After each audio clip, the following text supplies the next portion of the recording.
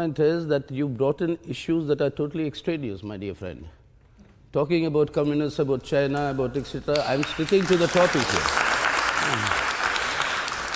So do not force me also to say things which are unsavory at the moment, that there are members of your party that hail the murderer of Mahatma Gandhi as a national patriot.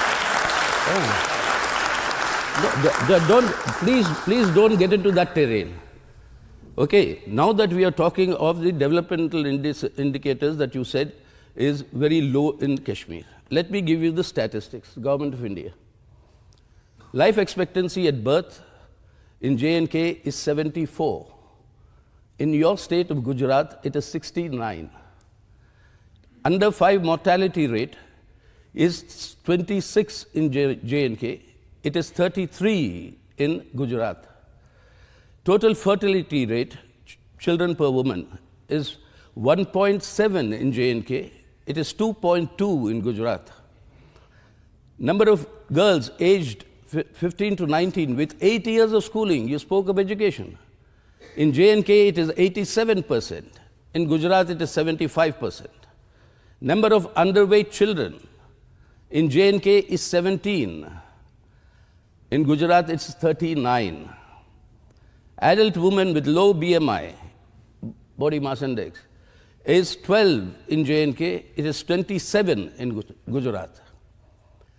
Number of children fully immunized is 75 in J&K. It is 50 in Gujarat. Percentage of rural population below poverty line, 2011-12 figures, that's the latest available. J&K was 12, Gujarat was 22. Wages of male rural workers, J&K is 209 rupees per day in 2011-12, in Gujarat is 116. So tell me, who is more progress and who is less? So let us not fabricate facts.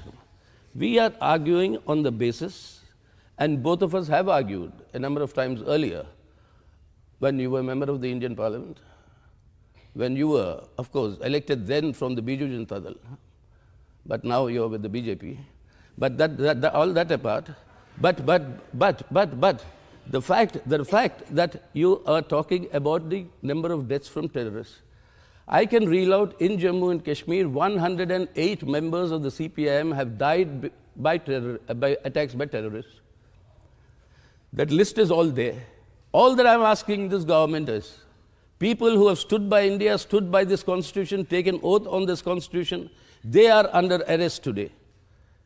And those who have not done that job, who have been arguing for an independent Kashmir or the other way around, they are free, and thousands of innocent people are today in jails. Now, what are we talking about democracy and human rights? For 90 days, if you don't have internet connection, in Oxford, in this hall, you tell me, if you don't have your web connection for 90 minutes, not 90 days, will all of us survive? Or any one of us survive? Imagine 90 days of no web connection, no contact with the outside world. You don't know what is happening. A son studying in a distant place doesn't know if the grandfather has died or not. When he finally knows, he knows that he's already been buried. The job has been over. Is that human rights? Is that integrating for future development? Now the question is, if you're talking of democracy, if you're talking of secularism, if you're talking of federalism, the rights of the states, these are issues that are enshrined in our constitution that are inviolable. But they are being violated today. That is my response. And finally, I would only like to say, with your permission, Mr. Moderator, for a minute, that what is happening in Kashmir is not confined only to Kashmir, it's part of a larger project. You have what's happening with the National Citizen Register in Assam. You have the threats to conduct it all over the country. You have a citizenship amendment bill that is going to give citizenship to everybody but the Muslims, which is a complete violation of this holy book, holy in the sense of the constitutional holy book.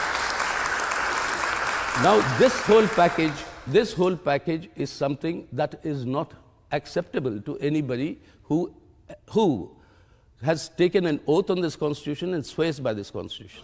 And that is an Indian patriot speaking for India, not against India. Thank you.